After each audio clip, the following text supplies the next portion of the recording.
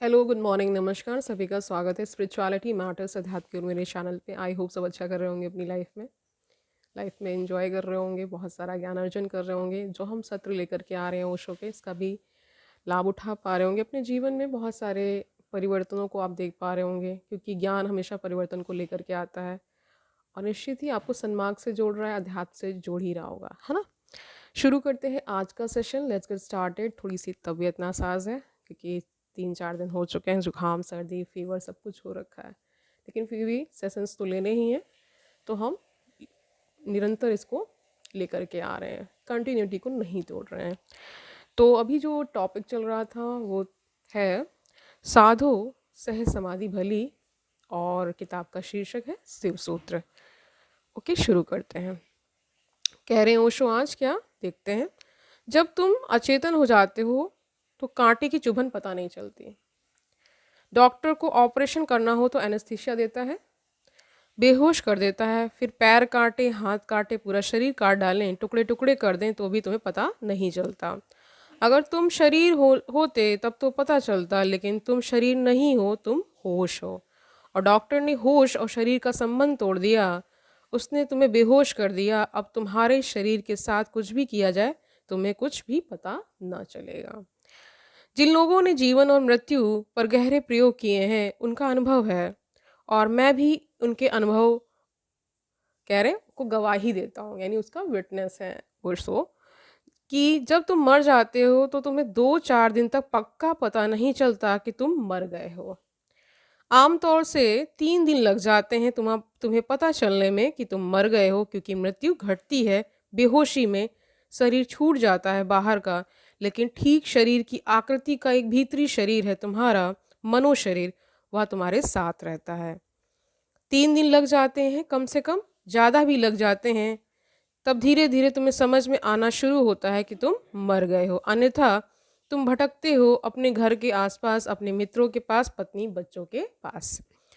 3 दिन तक आत्मा आसपास भ्रमण करती है, हैरान होती है कि यह मामला क्या हो गया।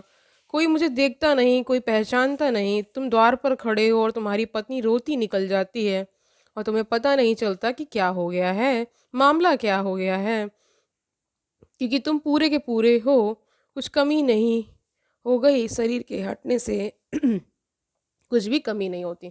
तो देखिए, इसीलिए हमारे जो हिंदू सनातन धर्म में क्या है, 13 दिन की प्रक्रिया है, 13वीं मनाते हैं ना। तो वो बेसिकली पूरे ज़्यादातर क्या बोलते हैं उसे आप, साइंटिफिक अप्रोच है ना। क्योंकि जब इस तरह के अनुभव हैं लोगों को कि शरीर को मतलब ये बार बार अनुभव होता है कि ऐसा क्या हो गया है, क्या मामला हो गया है कि कोई मुझे पहचान नहीं रहा है, कोई मुझे जान नहीं रहा है ना। इस तरह से तो यानी शरीर और जो आत्मा का संबंध होता है भाई, वो मृत्यु कैसे घटती, वो ऊर्जा, वो शरीर का वो पार्ट जो कि देखा कभी नहीं जा सकता, वो निकल जाता है। शरीर यहाँ पड़ा रहता है, उसको हम सब जला देते हैं, और पूरी जो वहाँ से फिर सारी प्रक्रियाएं शुरू हो जाती है ना। जो भी हिंदू संस्कार बताए जाते हैं ना, उसमें सारा है, चौथा होता है और बाकी सब श्रद्धांजलि लोग देते हैं इस तरह से। तो कहते हैं शरीर का ये बेसिकली एक तरह से उसका जो तदात्म होता है वो थोड़ा सा उसको टाइम लगता है। किसी चीज़ को आप अलग करेंगे तो वो चीज़ थोड़ा सा समय लेती है खुद के अनुभव में आने के लिए, कि मैं अब अलग हो चुका हूँ, मुझे दूसरा शरीर मिलना चाहिए, है ना। तो वही बता रहे हैं कि भ्रमण करती रहती है इसीलिए आत्मा आसपास, इसीलिए हमारे यहाँ 13 दिन तक सारा कुछ कार्यक्रम चलता है ना। ठीक है, समझ गए। ओके, आगे देखें। कहते हैं शरीर के हटने से कुछ भी कमी नहीं होती है। जैसे कपड़े किसी ने उतार कर रख दिए हो, लेकिन कपड़े तुम उतार दो तो तुम नग्न खड़े हो जाओगे, क्या बदल गया, तुम तो वही रहोगे। और फिर इससे भी सूक्ष्म शरीर तुम्हारे साथ रहता है, यही आकार, यही प्रतीति, समय लग जाता है। मर कर एकदम से तुम्हें पता नहीं चलेगा कि तुम मर गए हो, उसमें भी समय कहते हैं लगता है। तिब्बत में बारदो नाम की प्रक्रियाएं हैं। मरते हुए आदमी को बौद्ध भिक्षु बारदो की प्रक्रिया करवाते हैं। जब वह मर जाता है तब वे उसे सब सुझाव देते हैं कि देख, अब तेरा शरीर छूट रहा है, अब तू स्मरण से भर कि तेरा शरीर छूट रहा है, अभी यह देह हट जाएगी, तू स्मरण कर, तू होशपूर्वक मर कर मर कि अब तेरे साथ जो देह है वह देह भौतिक देह नहीं है, सूक्ष्म देह है। अब तूने शरीर छोड़ दिया, अब तेरे सामने विकल्प है कि तू किस तरह के गर्भ में गर्भ को ग्रहण करे। ऐसे सब सुझाव बारदों की प्रक्रिया में मरते हुए आदमियों को दिए जाते हैं। तो बेसिकली वो प्रक्रिया ही इसलिए की जाती है कि जो शरीर और आत्मा का तादात्म्य है वो छूट जाए जल्दी से, और ये यकीन हो जाए कि अब दूसरा शरीर ग्रहण करना है, ये शरीर तो गया। और तिब्बत ने जितनी गहरी खोज मृत्यु के संबंध में की है, किसी दूसरी जाति ने नहीं कि आदमी मर रहा है और भिक्षु ये सुझाव दे रहा है आखिरी क्षण तक, जब शरीर छूट रहा है तब तक वह सुन रहा है भिक्षु को, यहाँ आदमी मर जाएगा, और भिक्षु बोले चला जाएगा।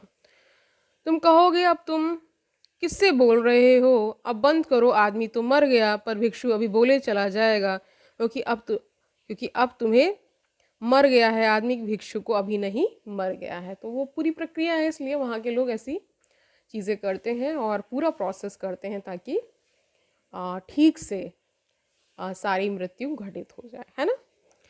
और यह आदमी अभी भी सुन रहा है, क्योंकि इससे कोई फर्क नहीं पड़ता कि शरीर छूट गया, यह अभी भी सुन रहा है। और इसके अगले जन्म को प्रभावित किया जा सकता है कि कैसा गर्भ ग्रहण करे, और इसे इस जन्म के मोह के और आसक्ति से मुक्त किया जा सकता है। और इन क्षणों में इस आदमी को पूरी याद दिलाई जा सकती है कि तू शरीर नहीं है, जो कि किसी क्षण में याद दिलाना बहुत कठिन है, क्योंकि अब यह पाएगा कि मैं हूँ और शरीर अलग पड़ा है। और भिक्षु कहेगा कि देख अब तू ऊपर है और शरीर नीचे पड़ा है, गौर से देख, इसी शरीर के साथ तूने अपने को एक समझ रखा था। अब तेरे मित्र प्रियजन इस शरीर को मरघट ले जाएंगे, तू पीछा कर, वहाँ तू इसे जलते देख, वहाँ यह राख हो जाएगा, फिर भी तेरे होने में रत्ती भर भी कमी नहीं पड़ती। स्मरण रखना, इसको आगे की यात्रा में दोबारा शरीर के साथ ग्रस्त मत होना। अगले जन्म में पहले ही क्षण से स्मरण रखना कि तू शरीर नहीं है। सब कहेंगे कि तू शरीर है, लेकिन तू अपनी स्मृति को मत खोना, तू अपनी स्मृति को उनके सजाव में ढकने मत देना। देखिए ब्रह्मा कुमारीज में भी बार बार यही ये ज्ञान है उनका, कि वो बार बार आपको याद दिलाते हैं कि तुम शरीर नहीं हो, तुम शुद्ध चैतन्य आत्मा हो, है ना। वो बार बार अपने एफर्मेशंस में और ये सब चीज़ों में करवाते हैं ऐसा। काश तुम लोगों के सुझाव फेंक सको तो आत्मज्ञान बहुत दूर नहीं है। पिकासो बहुत बड़ा चित्रकार हुआ, इस सदी में उसका कोई मुकाबला नहीं, लेकिन सलाह देने वाले तो उसके पास भी पहुंच जाते थे। सलाह देने वालों की कोई कमी नहीं, क्योंकि सच तो यह है कि बिना मांगी सलाह सिर्फ मूड देता है। ज्ञानी की सलाह लेनी हो तो बड़ी मेहनत करनी पड़ती है, मांगनी पड़ती है, अर्जित करनी पड़ती है। सिर्फ मूड बिना मांगे सलाह देता है। और अच्छा ही है कि लोग सलाहें एक दूसरे की नहीं मानते, नहीं तो बड़ी मुसीबत में पड़ जाते। तो दुनिया में सबसे ज़्यादा चीज़ जो दी जाती है वह सलाह है, और सबसे कम जो दी जाती है वह भी सलाह है, मतलब ली जाती है, सॉरी, क्योंकि दी तो बहुत जाती है, ली बहुत कम लोग ले पाते हैं ना, इसलिए। पिकासो के घर लोग आते जिनको आभासा भी नहीं पता है चित्रकला का, वो भी उसको कहते कि जरा इसमें रंग ऐसा लगाया होता, या चित्र अगर जरा सा ऐसा बनाया होता, इसकी पृष्ठभूमि अगर दूसरे ढंग से और दूसरे रंग से की होती। पिकासो थक गया इन मूड के साथ बातचीत करते करते, तो उसने क्या किया, वही तुम करो। उसने एक खूबसूरत पेटी बनाई और उस पर लिखा सजेशन बॉक्स, सुझाव की पेटी, सुझाव पेटिका, और उसके ऊपर लिखा कि कृपया करके आपके जो भी सुझाव हैं हो लिखकर इसमें डाल दें। यहाँ तक कि तो ठीक था, लेकिन उसमें नीचे कोई तलहटी नहीं थी, और उसके नीचे उसने कचरे की टोकरी रखी हुई थी। लोग बड़ी खुशी से बड़ी खुशी से कि उनके सुझाव का बड़ा मूल्य है, पिकासो की पेटी में डाल जाते सुझाव, और कचरे की टोकरी में सीधे पहुंच जाता है। वह उनको कभी पढ़ता भी नहीं था, यही तुम करना। यानी यहाँ पे ओशो समझाने का प्रयास कर रहे हैं कि बहुत सारे लोग आपको सुझाव देंगे, उनको हो सकता है उस फील्ड का कोई नॉलेज भी ना हो जिस फील्ड में आप कार्य कर रहे हो, फिर भी वो लोग सुझाव देते हैं, क्योंकि कहते हैं सबसे ज़्यादा सलाह दी जाती है और सबसे कम भी क्या है, सलाह ली जाती है। तो ये नियम है, लोग देते बहुत है, लेता कोई नहीं है, ठीक है। अगर तुम समाज से मुक्त होना चाहो, और वही संन्यास का अर्थ है, तो लोगों के सुझाव से मुक्त होना, क्योंकि वे बाहर हैं, उनके सभी सुझाव बाहर के होंगे, और भीतर के ज्ञान में बाधा बनेगी, तुम उनकी सुनना ही मत। देखिए बार बार ओशो इसीलिए कह रहे हैं कि बहुत सारा सुनने की आवश्यकता नहीं है आपको। जो भी ज्ञान और जो भी आपको चाहिए वो गुरु अगर मिल जाता है तो अच्छा है, सबसे ज्ञान लेने की ज़रूरत नहीं है, ये यहाँ पे कहने का पॉइंट है। ठीक है, तो आज के लिए इतना ही रखते हैं। पूरे ज्ञान की जो चर्चा होती है उसमें यही होता है कि गुरु के पास बैठ करके सुनना है बस। गुरु को वो तरजीह देनी है जो आपको सही राह पे ले जाएंगे। तो आज के लिए इतना ही रखते हैं, कल मिलते हैं, तब तक आनंद से रहिए, अपना बहुत सारा ख्याल रखिए। हरि ओम तत्सत।